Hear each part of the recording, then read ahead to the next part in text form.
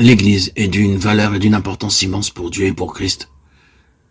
Elle est déclarée être sa plénitude. Toutes les plus grandes vertus de Christ, sa plénitude, sont pour l'Église, dans l'Église et par l'Église. Pour le confirmer, nous avons la déclaration de la parole de Dieu en ce qui la concerne, et nous avons l'histoire de l'Église dans sa continuation, sa persistance, sa survie même. Et s'il nous faut davantage d'évidence quant à son importance et sa valeur, nous pourrons toujours en trouver dans un certain domaine qui manifeste une sollicitude très irreligieuse pour les intérêts de Dieu. Satan est l'Église comme il est Christ. Il a occasionné plus de troubles à l'Église qu'à n'importe quoi d'autre. À travers l'ère chrétienne, une minorité de croyants s'est attachée à mettre en pratique ces principes scripturaires de vie corporative. L'opposition la plus âpre et la plus implacable s'est abattue sur cette minorité, non pas de la part du monde, mais de la chrétienté, c'est-à-dire de ce système que les hommes appellent l'Église. Par cette puissante organisation, ils ont été tour à tour opprimés, présentés sous un faux jour, persécutés, injuriés, ridiculisés et ignorés.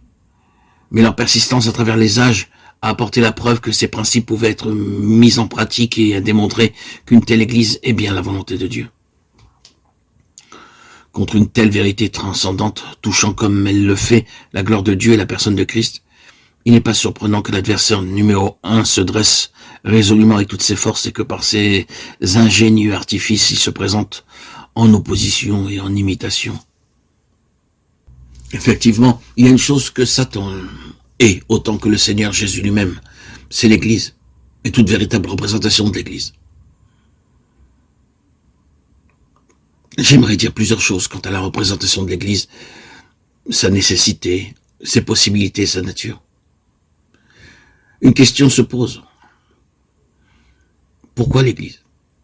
Je pense que la meilleure façon de répondre à cette question est de consulter les représentations, les diverses figures de l'Église, les noms différents qui lui sont donnés dans la parole de Dieu. Dans la parole, il y a peut-être 9 principaux noms ou illustrations d'Église. Il peut y en avoir d'autres subsidiaires, mais dans l'ensemble, il y en a 9. Si nous considérons avec soin ces images ou ces titres, nous parviendrons à donner précisément réponse à notre question. Le premier nom qui lui est donné est la maison de Dieu, puis le tabernacle et le temple. Ensuite, une nation sainte. Par Pierre, nous apprenons que l'Église est une nation sainte. 1 Pierre 2,9, citant Exode 19,6. Le mot Église lui-même, comme nous le savons, se traduit du mot grec ecclésia, un mot très riche et complet qui fut approprié par Christ et les apôtres et employé pour décrire ce corps élu de toute éternité. L'Église, l'équivalent moderne de ce mot correspond à assemblée, un mot qui porte en lui-même tous les éléments de la signification de l'original grec. Lorsque nous parlons de l'Église, nous parlons du corps de Christ, qui a assemblé, qui est son corps. C'est ce que nous lisons dans Éphésiens 1, 22-23. L'assemblée qui est son corps est le vase, l'incarnation du Seigneur, l'esprit dans lequel et par lequel il doit s'exprimer. Si l'Église telle que nous la rencontrons concordait avec la pensée divine, nous saurions à quoi ressemblerait le Seigneur. La 6e description se trouve encore dans la première épître de Pierre, une sacrificature royale, 1 Pierre 2,9. Il cite encore Exode 19,6, un royaume de sacrificateurs. Remarquez l'association de 2 idées, roi et sacrificateur, royaume et sacrificature, 2 fonctions associées, le trône et l'autel. C'est sans aucun doute par la soumission, le renoncement, l'abandon, le dépouillement et la souffrance que le trône opère et que la puissance divine s'exerce dans cet univers. C'est la souffrance, c'est la gloire, la faiblesse et la puissance, choses qui semblent contradictoires. Et ce sont ici les principes spirituels d'une très grande importance. Prenez mon joug sur vous et apprenez de moi, car je suis débonnaire et humble de cœur, à Matthieu 11, 29. La 7e représentation de l'Église est un seul homme nouveau, Éphésiens 2,14, Galates 3, 28. Le titre préféré utilisé par Jésus lui-même est le Fils de l'homme.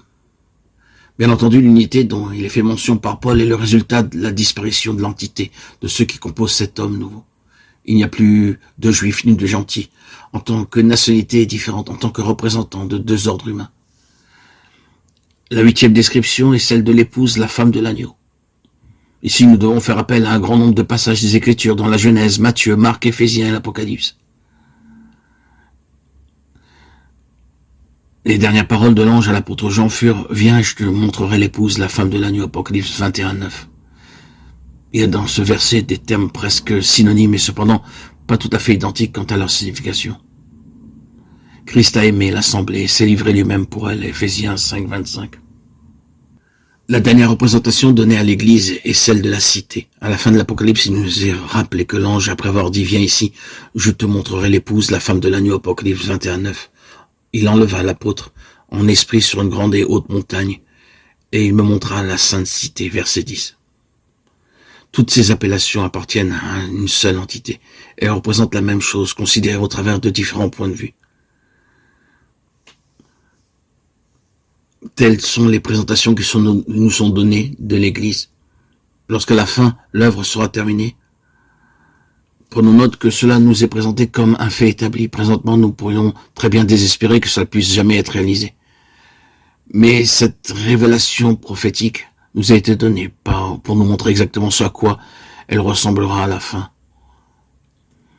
Peu importe comment sont les choses maintenant et les dénominations qu'on donne à l'Église. Bien qu'il nous importe en effet de savoir comment elles sont, cependant, dans un autre sens, peu importe comment sont les choses et les dénominations qu'on leur donne. Car nous voyons comment il en sera à la fin.